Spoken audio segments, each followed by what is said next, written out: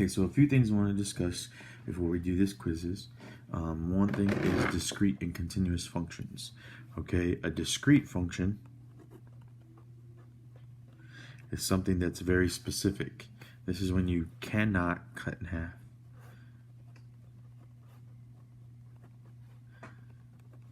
Okay, this is something like people, dogs, cars. This is stuff that can be counted, right? Usually whole numbers. Count. All right. Now that's discrete functions. Those are the ones with the little dots. They look like pimples, right? And then you have continuous. Okay, continuous is something that's usually measured. Okay, that's time, temperature, distance, that stuff. Anything that goes along with that, that's discrete and that's continuous functions. So please make sure that you pay attention to that. Next thing I want to talk about is two specific formulas that we've been talking about for a while. We talked about that at the beginning of the school year. We have this formula, y equals mx plus b. Okay, this is what we call slope-intercept form. Okay, slope-intercept form. The reason why we call it slope-intercept form is because it has a slope m and it has the y-intercept b. Okay, I want to make sure that you understand the slope is the number in front of x. It's the coefficients in front of x. It's not x. So if the slope was 2x, the slope would be 2, not 2x. This x does not indicate or part of the slope. It just tells you that the slope is a number in front of it. So make sure you understand that. Okay, the coefficient is a slope, and the b is your y-intercept. So that's different than the next formula I'm going to show you. Remember, that's slope-intercept form. Then you have this formula right here, y minus y1 equals m times x minus x1. Okay, and this formula right here is called point slope. Now, when would I use these two? Well, this one's real easy. I would use this when I have a y-intercept and I have my slope. Then I can have the equation of the slope. This one you're going to use when you have a point and a slope.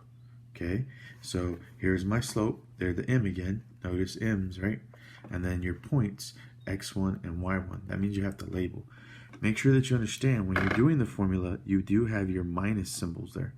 Okay, that's very important that you understand that. So, for instance, when I'm saying I have an equation, it's in point slope formula, but it looks something like this.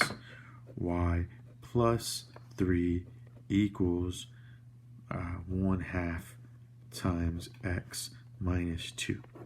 Okay, well, two things I want to discuss here. This is point slope form because it gives me a slope and it's actually technically giving me a point. And if you look at your formula, notice how it says y minus y1. Well, this one says y plus 3. So the only way that this can be a plus 3 is if this y1 is a negative 3, because that makes us do a change. So be careful for that. There's a couple of things like that. So if I wanted to, this could tell me two things. First of all, it can tell me the slope. Here, my slope is 1/2. Up 1/2, right? And then it also tells me the point.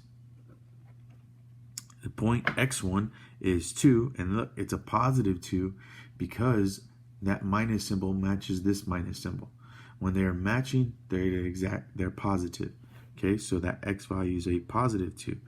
But now the y value is not matching. Notice the symbol is minus in the formula, but now it's a plus in this equation. So that means that this y1 has to be the opposite, which means it has to be negative 3. So this point slope formula has a slope of 1/2 and goes through the point to negative 3. Now, how do I convert this, right?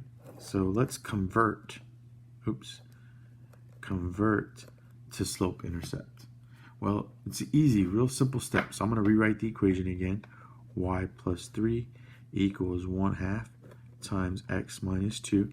Okay, what you want to do in order to convert it so that it looks a little bit more like this, we want it to look like slope-intercept form, right? This is what we're trying to convert it to, is you just got to distribute and then combine like terms and then simplify. Okay, so the first thing I want to do is distribute this 1/2 to both pieces. Distribute the 1/2 to the x, that gives me 1/2 x. Distribute the 1/2 to the negative 2. 1/2 times negative 2 is a negative 1. Okay, now I've distributed the 1/2 on the right side. Did I do anything on the left side? No, so I leave it exactly the same. Y plus 3. Now I have y plus 3 equals 1/2 x minus 2. Notice it's looking a little similar to this now, right? Now I got to get rid of this 3 so that I get y by itself. Well, I subtract 3 to both sides. And notice I'm subtracting 3 to this negative 1, not to the 1/2 x, because this negative 3 is a constant, and I want to take it away from a constant. So, plus 3 minus 3 is 0, leaving me with just y. Y equals, bring down my 1/2 x, because I can't change anything with that, and then negative 1 minus 3 is negative 4. And would you look at that? I now have my equation in slope-intercept form. So, there's a couple of good things to know about that. Also, I want to talk about point slope and vertical lines. Just want to make sure that we understand that. Okay, so here's an example. Go ahead and pause if you need to, or go and replay some of this if you need to. Okay, there's discrete and continuous. There's the measures. There's a slope-intercept, point slope. Here's an example of point slope, where this is the point slope formula. It goes through this slope and has that point, and here's how to convert it to slope-intercept form. Okay, so pause if you need to. Okay, I'm going to go on. Okay, and I want to talk about Mr. Slope. Okay, we've seen this guy several times. Talked about him in tutoring last week. That's positive slope. That's negative slope. That's undefined slope. That's zero slope. So now I want to talk about undefined slope and zero slope in particular. Okay, undefined slope, that's going to be your vertical lines. Okay, this is your undefined slope. And when we have undefined slope, that means that I'm going to have some number divided by 0. So when I do my rise over my run, it can rise continuously, but then it never goes left or right. So that's why my run is 0. And if you do this in your calculator, you're going to get like an error, because you can't divide by 0, which means that it's a vertical line. Well, the reason why it's a vertical line and you get an arrow is because this equation for a vertical line is going to be x equals some number. Okay, now what's so important about that is that when you have x equals some number, you don't actually have a y. It makes it a vertical line, which means it's not a function, right? Vertical lines aren't functions. They're the only line that are not functions. Every other line is a function, okay? So it's going to be x equals a number, right? So if I had x equals 2, right, on my graph right here, x equals 2 is going to look like this. Here's 1, 2, 3, 4, 5. 1, 2, 3, 4, 5. 1, 2, 3, 4, 5. 1, 2, 3, 4, 5. Here's 2. This is positive 2. So on my x-axis, I go to 2. And this is what it looks like. Okay? That's what that line looks like. X equals 2. Okay? Now, if I had 0 slope, that's your horizontal line. This is 0 slope, right? Horizontal lines.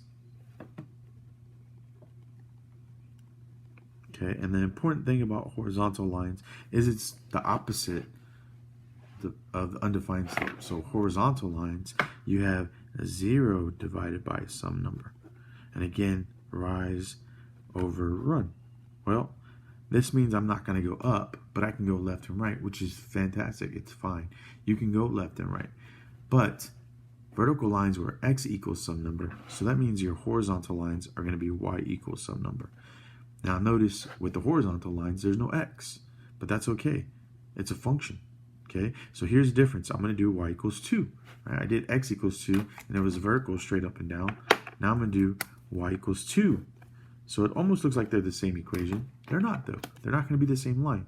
Here's 1, 2, 3, 4, 5. 1, 2, 3, 4, 5. 1, 2, 3, 4, 5. 1, 2, 3, 4, 5. Okay, now we have y equals 2. But since it's y equals 2, notice how I don't touch, I'm not going to talk about the x-axis. I'm talking about the y-axis because it's y equals 2. So here's 0, 1, 2, and boom. There's my horizontal line. So notice the two equations are different. X equals 2 vertical, y equals 2 horizontal. Okay, and those are your two types of slopes that don't really have a rise and run. They don't have both. Other slopes will have it. So if I had y equals 1/3 x, right? There's a y and there's an x. That means your slope is 1/3, 1/3. Up 1, right 3. Okay?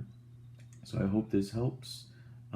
Pause if you need anything. Come to tutoring at 3 if you need any help for this equation. And good luck.